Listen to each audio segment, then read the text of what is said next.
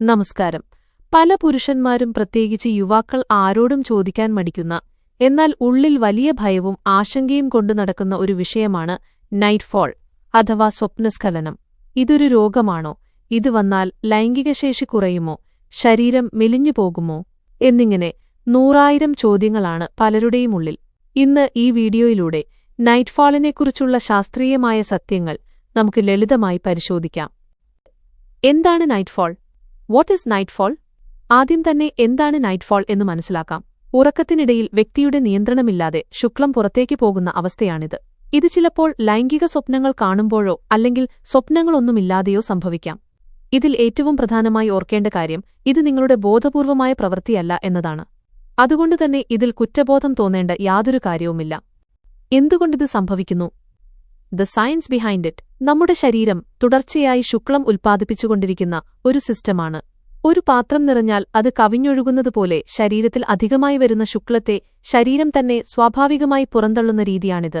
ഇതിന്റെ പ്രധാന കാരണങ്ങൾ താഴെ പറയുന്നവയാണ്.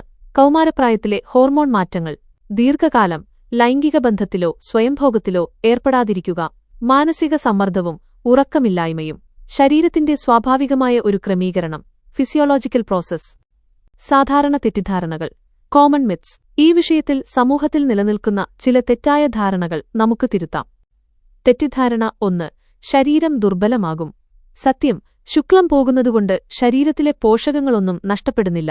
നൈറ്റ്ഫാളിന് ശേഷം തോന്നുന്ന ക്ഷീണം കേവലം മാനസികമാണ്. തെറ്റിദ്ധാരണ 2. ലൈംഗിക ശക്തി കുറയും. സത്യം, നൈറ്റ്ഫാളും നിങ്ങളുടെ ലൈംഗിക ശേഷിയും തമ്മിൽ യാതൊരു ബന്ധവുമില്ല. ഇത് ഭാവിയിലെ ദാമ്പത്യ ജീവിതത്തെ ബാധിക്കില്ല. തെറ്റിദ്ധാരണ 3. ഇത് പുരുഷത്വം കുറഞ്ഞതിന്റെ ലക്ഷണമാണ്. സത്യം, നേരെ തിരിച്ചാണ്. ശരീരം ആരോഗ്യകരമായി പ്രവർത്തിക്കുന്നു എന്നതിന്റെ ലക്ഷണമാണിത്. 5. എപ്പോൾ ഡോക്ടറെ കാണണം? When to see a doctor. മിക്കവാറും എല്ലാവരിലും ഇത് സാധാരണമാണെങ്കിലും അപൂർവം ചില സാഹചര്യങ്ങളിൽ ഒരു ഡോക്ടറുടെ ഉപദേശം തേടുന്നത് നല്ലതാണ്. 1. ആഴ്ചയിൽ 3 മുതൽ 4 വരെ തവണയിൽ കൂടുതൽ സ്ഥിരമായി സംഭവിക്കുക. 2. ഇതുമൂലം അമിതമായ ഉത്കണ്ഠയോ പേടിയോ ഉണ്ടാവുക. 3. ജനനേന്ദ്രിയ ഭാഗങ്ങളിൽ വേദനയോ മറ്റ് അസ്വസ്ഥതകളോ അനുഭവപ്പെടുക. 4. നിങ്ങളുടെ ദൈനംദിന ജോലികളെ ഇത് ബാധിക്കുന്നുണ്ടെങ്കിൽ. 6. നിയന്ത്രിക്കാൻ എന്തു ചെയ്യാം? Tips four management. ഇതൊരു രോഗമല്ലാത്തതുകൊണ്ടുതന്നെ മരുന്നുകളുടെ ആവശ്യമില്ല. എങ്കിലും മനസ്സിനും ശരീരത്തിനും സുഖം നൽകാൻ ഇവ പരീക്ഷിക്കാം. ദിവസവും ലഘുവായ വ്യായാമം ചെയ്യുക. രാത്രി ഉറങ്ങുന്നതിനു മുൻപ് അമിതമായി മൊബൈൽ ഫോൺ ഉപയോഗിക്കുന്നത് ഒഴിവാക്കുക. മാനസിക സമ്മർദ്ദം കുറയ്ക്കാൻ യോഗയോ മെഡിറ്റേഷനോ ശീലിക്കുക. നന്നായി വെള്ളം കുടിക്കുകയും സമീകൃത ആഹാരം കഴിക്കുകയും ചെയ്യുക. 7.